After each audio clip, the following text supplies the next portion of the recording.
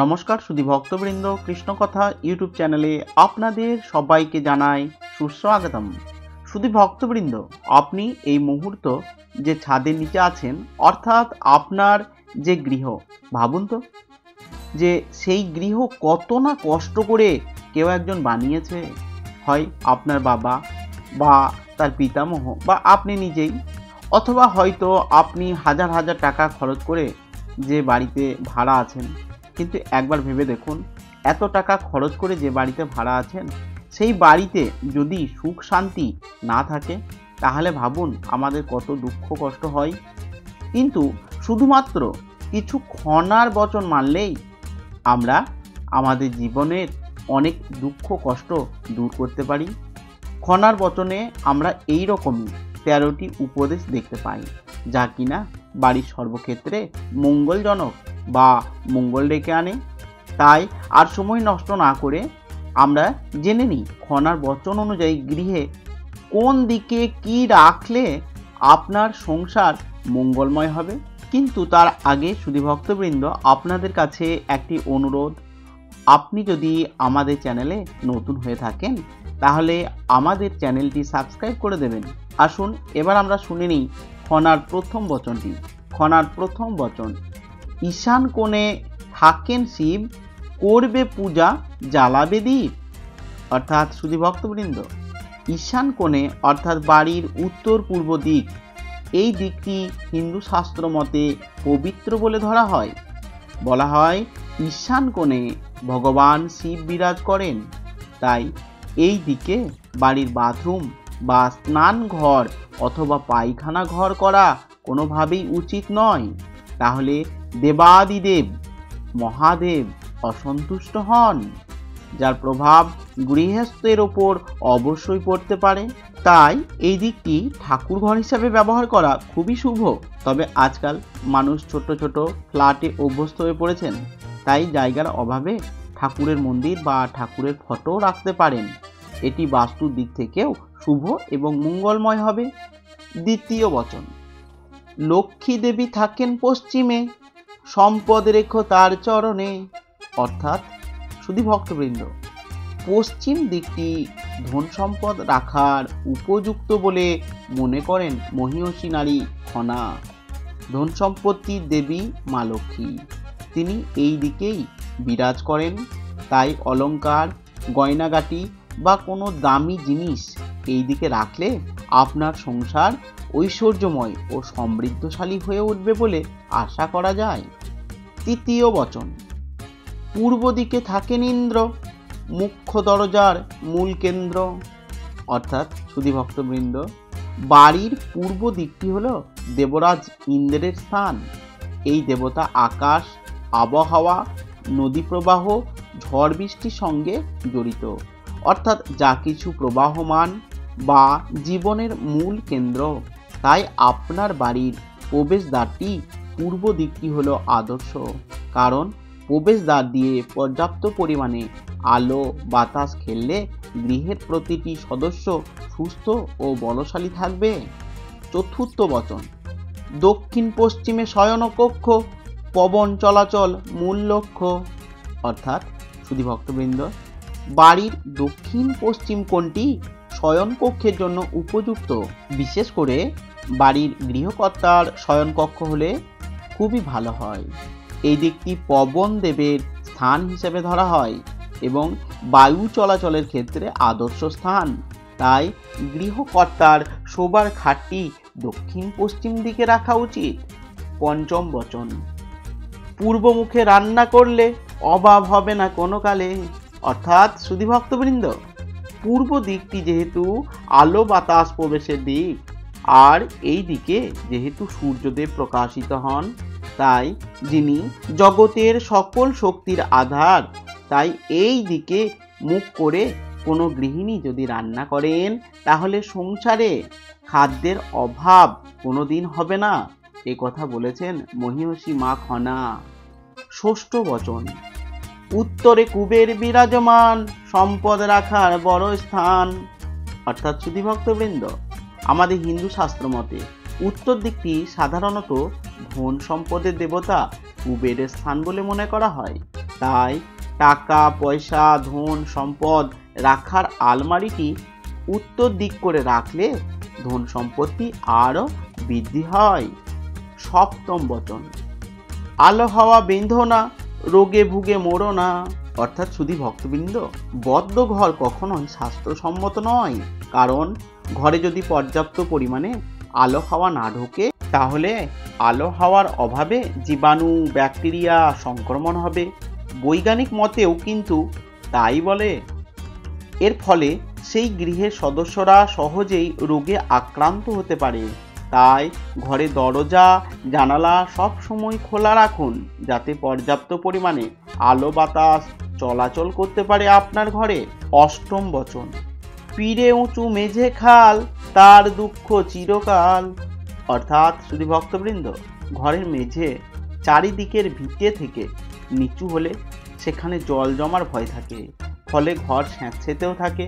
বিশেষ করে এই সব ঘরের বাসিন্দাদের বর্ষার সময় দুর্গতির সীমা থাকে না। এমন ঘরবাড়ি মোটেও বসবাসের উপযুক্ত নয়, তা বলাই বাহুল্য। নবম বচন, দক্ষিণে ঢেকি উত্তরে পেল, খনা বলে এ বাড়ি গেল।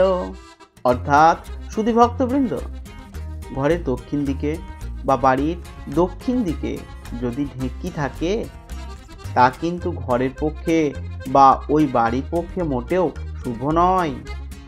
যেটা অবশ্য আজকালকার দিনে কোথাও দেখা যায় না, সেটা আগেকার দিনে চাল বা ধান ভাঙার যন্ত্র হিসাবে ব্যবহার করা হতো এই ঢেকি।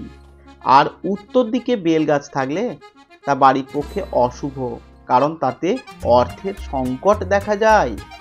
দশম বচন, তাল তেঁতুল মাদার, তিনে ঘরে আধার। অর্থাৎ শুধু ভক্তবৃন্দ, ঘরের কাছে তাল গাছ তেঁতুল গাছ বা মাদার গাছ থাকলে তা খুবই অশুভ।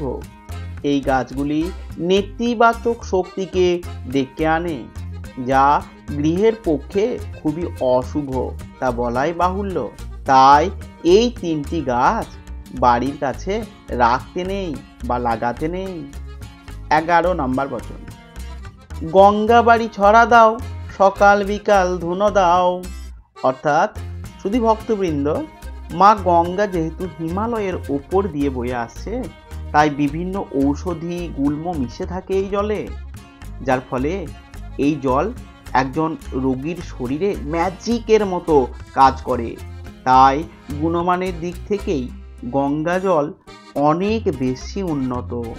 এতে থাকা খনিজ লবণ, ঔষধি গুণ ও শুদ্ধতার জন্য পবিত্রতা নিয়ে হিন্দুদের মনে এই রকম বিশ্বাস আছে। তাই মা খনা সকাল বিকাল ঘরে এই জলের ছিটে দিতে বলেছেন, যাতে ঘরের পবিত্রতা বজায় থাকে। অন্যদিকে শুধু ভক্তবৃন্দ, ধুনোর ধোঁয়া স্নায়ুকে শান্ত রাখে, রক্তচাপ কমায়, মাথা ব্যথা ও বিষণ্ণতার অনুভূতি থেকে মানুষকে মুক্তি দেয়। এর পাশাপাশি অশুভ শক্তি বা নেতিবাচক শক্তিকেও বাড়ি থেকে দূর করে এবং শুভ শক্তির প্রভাব বৃদ্ধি করে। তবে সতর্ক থাকবেন, যাদের হাঁপানি বা ফুসফুসের কোনো অসুখ আছে তারা ধুনো জ্বালাবেন না, কারণ এটা তাদের স্বাস্থ্যের পক্ষে খুবই ক্ষতিকারক। 12 নাম্বার বচন, দক্ষিণের ঘরে দুধে ভাতে, উত্তরের ঘরে মরে শীতে, পূবের ঘরেরা খাই ভাত, পশ্চিম ঘরেরা ফেলে পাত। অর্থাৎ শুধু ভক্তবৃন্দ, দক্ষিণমুখী ঘর হলো সর্বশ্রেষ্ঠ, কারণ দক্ষিণ দিকের জলভাগের পরিমাণ যেহেতু বেশি, তাই জলভাগের ওপর বাতাস ঠান্ডা থাকে। তাই দক্ষিণ দিক থেকে যে ঠান্ডা হাওয়া আসে, সেই বাতাস শরীরে সতেজতা নিয়ে আসে এবং তাদের স্বাস্থ্যও ভালো থাকে। অন্যদিকে উত্তর দিক যেহেতু হিমালয় পর্বত, তাই উত্তরমুখী ঘর শীতকালে ঠান্ডা বাতাসের জন্য স্বাস্থ্যের পক্ষে অত্যন্ত ক্ষতিকর।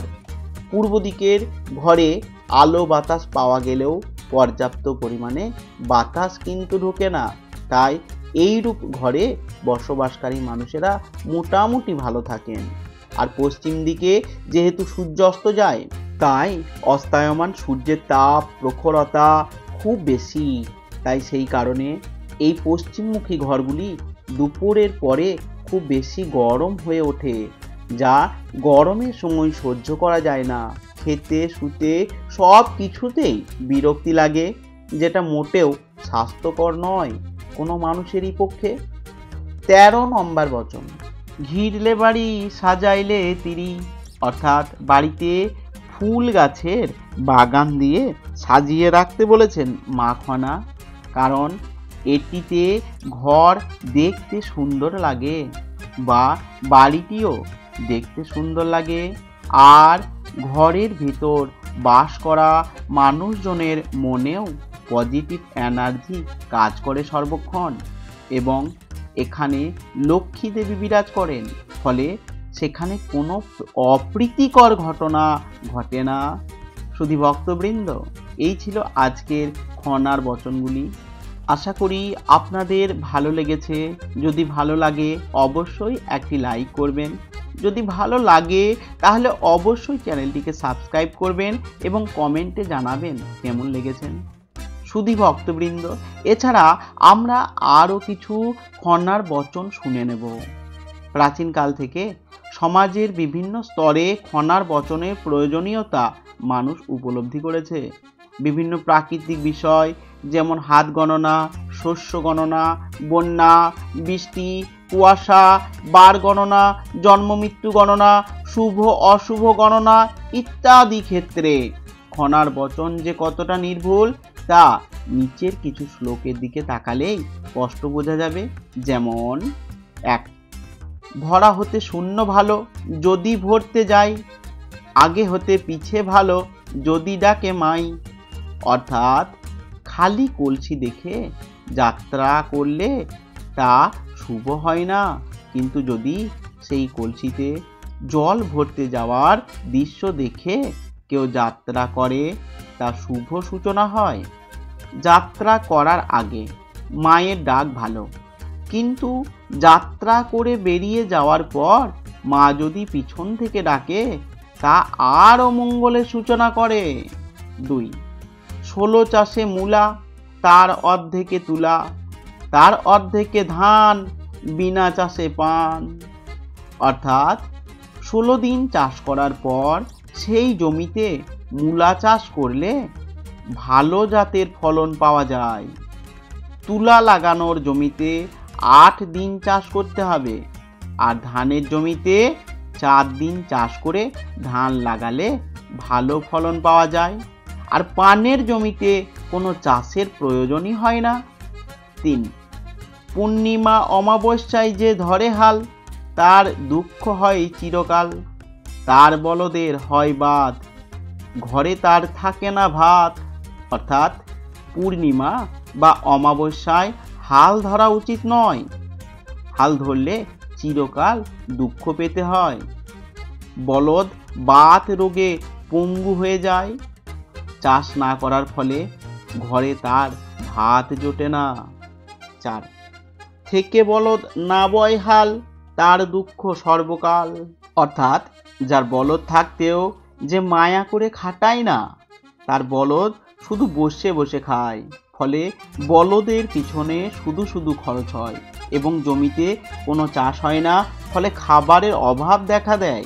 তেমনি মানুষ যদি বসে খায় সেই একই ফল হয়।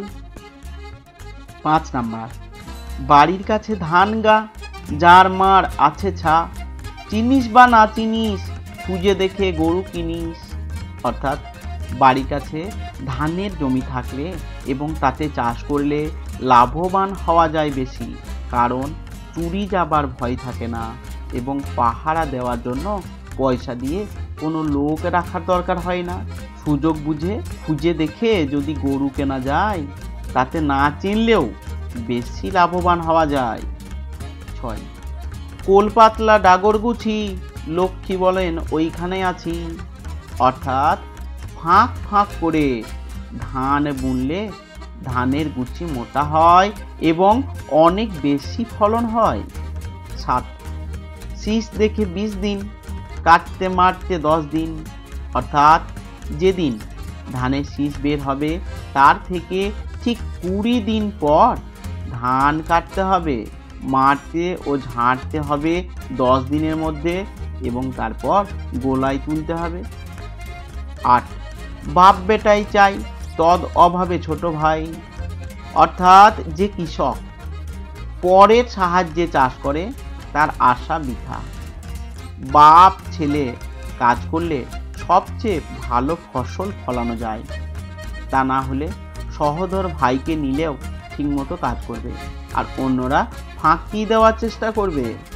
9 সরিষা বনে কলাই মুখ, বুনে বেড়াও চাপড়ে বুক, অর্থাৎ একই জমিতে যদি সরিষা ও মুগ বা সরিষা ও কলাই একসাথে বোনা যায় তাহলে দুটি ফসলই একসাথে পাওয়া যায়। 9 দিনে রোদ রাতে জল, দিন দিন বাড়ে ধানেরও বল, অর্থাৎ দিনের বেলা প্রখর রোদ আর রাত্রে বৃষ্টি হলে ধানের জমি উর্বর হয় ও ধানের ফলন ভালো হয়। 10 আউশের ভুঁই বেলে পাটের ভুঁই আটালে, অর্থাৎ বেলে মাটিতে আউশ ধান এবং এঁটেল মাটিযুক্ত জমিতে পাট খুবই ভালো হয়। শুধু ভক্তবৃন্দ, আজকের ভিডিওটি এখানেই শেষ হচ্ছে। খনার বচন আপনাদের কেমন লেগেছে আশা করি আপনারা প্রত্যেকেই কমেন্টে জানাবেন। আপনাদের কাছে আমার অনুরোধ, কমেন্টে অবশ্যই আপনারা জানান আপনাদের খনার বচন কেমন লেগেছে, আর একটি লাইক আপনাদের কাছে আমি প্রার্থনা করছি। আর নতুন হয়ে থাকলে অবশ্যই এই চ্যানেলটিকে সাবস্ক্রাইব করবেন এবং কমেন্টে আরেকবার লিখবেন জয় শ্রীকৃষ্ণ, রাধে রাধে। ঈশ্বরের কাছে প্রার্থনা করি আপনারা সকলে ভালো থাকুন, সুস্থ থাকুন এবং শান্তি লাভ করুন। জয় শ্রীকৃষ্ণ, রাধে রাধে।